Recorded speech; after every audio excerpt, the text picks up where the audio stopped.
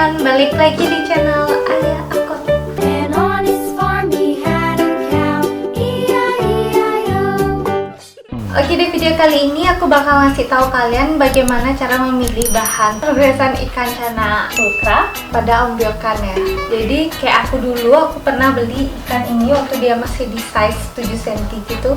Aku beli dia di ombyokan. Nah, kayak gimana? Kalian tonton video sampai habis. Oke. Nah, pada saat kalian milih ikan blue pulcra ini di ombyokan, kalian itu harus benar-benar jeli. Artinya kayak kalian itu harus benar-benar teliti. Karena kan kalau di ombyokan itu banyak, ikannya itu ada banyak dalam satu tank. Jadi kalian masih bingung milihnya yang kayak gimana, yang mana yang bagus, yang mana yang sehat, yang mana yang aktif, mentalnya bagus, dan lain-lain. Beda kalau kalian itu milih ikan yang udah ada di single tank.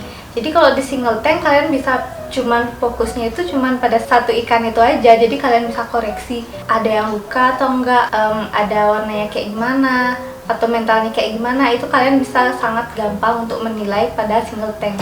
Nah, kalau kalian memilih ikan pada ombyokan itu agak susah karena juga selain dia banyak, ikannya juga masih baby kan, jadi masih kayak belum terlalu keluar warna. Jadi kalian untuk memilih itu masih agak susah kayak gitu. Nah, kali ini aku mau kasih tips, itu berdasarkan pengalaman pribadi aku juga, gimana caranya. Yang pertama yang harus kalian perhatiin untuk nyari blue pulcra yang bagus, itu pada ombyokan kalian pilih ikan yang paling aktif. Kenapa?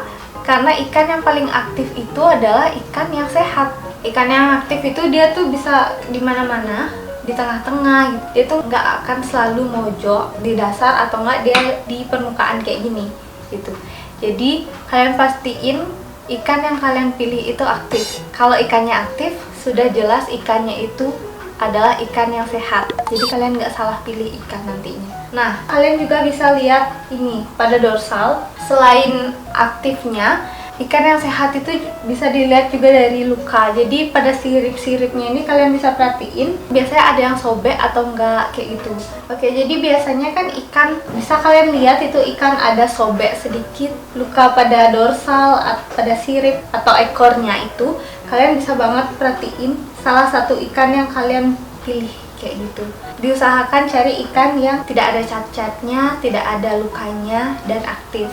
Nah, itu dia tadi yang poin yang pertama. Tips yang kedua itu kalian cari yang ada yellow spotnya banyak. Kalian tahu yellow spot nggak? Oke, jadi yellow spot itu adalah warna kuning pada ikan. Nah, kayak gimana? Warna kuning itu bisa dia bercak, bisa dia garis, atau dia titik-titik kayak gitu. Kayak gini. Ini yellow spotnya itu berupa kayak titik-titik agak besar gitu. Lihat nih, bagus banget.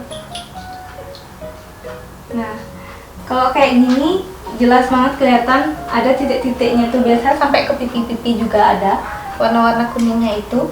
Ini sampai ke ekor-ekornya juga ada. Jadi semakin banyak yellow spot pada ikan yang kalian pilih itu, semakin bagus juga ikannya. Itu tadi yellow spot. Yang ketiga itu ada black dot. Black dot itu adalah titik-titik hitam pada tubuh blue pulcra ya. Jadi blue pulcra itu warnanya didominasi oleh titik-titik hitam. Jadi semakin banyak titik hitam, semakin bagus juga ikannya. Jadi kayak gini, kalian pilihlah di ombyokan itu, kalian lihat mana yang titik hitamnya paling banyak atau black dotnya paling banyak, itu yang kalian pilih. Nah, jadi titik hitam itu kalau bisa kalian tuh dapetin ikan yang titik hitamnya dari ujung ekor itu sampai pipi, atau bahkan sampai ini kayak punya aku ini, black dotnya itu sampai di bawah-bawah mulut ini. Di bawah mulut sampai ke pipi-pipi itu ada black dotnya ini, banyak banget. Yellow spotnya juga banyak kayak gitu. Oke, jadi itu aja untuk black dot. Oke, kita lanjut ke poin yang keempat, itu ada sirip dayung. Kalian tahu sirip dayung nggak? Pasti tahu dong. Kalau sirip dayung itu, ini sirip yang ada di sirip 2 yang simetris itu. Nah, sirip dayung yang bagus itu adalah yang warnanya sejajar. Jadi sirip dayung pada ikan blue pulcra ini ada 2 warna, hitam dan putih. Jadi kalian harus cari ikan blue pulcra yang sirip dayungnya simetris, sejajar, putih, hitam, putih, hitam. Nah, itu kalian harus pilih yang bener-bener rapi, karena ada sirip dayung yang warnanya itu ngaca. Iya emang hitam putih, cuman dia nggak sejajar, jadi dia ngaca gitu, jadi agak berantakan gitu. Ini aku kasih lihat contoh sirip dayung yang nggak sejajar atau berantakan itu kayak gini. Terus kalau kalian mau lihat sirip dayung yang bagus itu kayak gimana, ini dia. Ini warnanya hitam putih dan sejajar. Dia membentuk setengah lingkaran sesuai kayak bentuk sirip dayungnya kayak gitu. Nih. Nah, kayak gitu. Jadi, kalau warnanya bagus dan rapi, pasti ikan kalian itu cantik. Good job! Jadi, poin selanjutnya adalah bakat calon gondrong. Nah, maksudnya bakat calon gondrong itu ikan pada dorsalnya itu gondrong, jadi tinggi ya. Pada dorsalnya tuh tinggi. Dan gimana cara kalian tahu ikan itu bakal gondrong atau enggak? Kalian bisa lihat pada dorsalnya ada titik-titik hitam. Nah, biasanya itu ada titik-titik hitam. Ada satu titik hitam yang di paling depan, di paling dekat dengan kepala itu. Satu titik itu nggak bakalan hilang, nggak bakal bisa hilang, dan emang nggak bakal hilang gitu.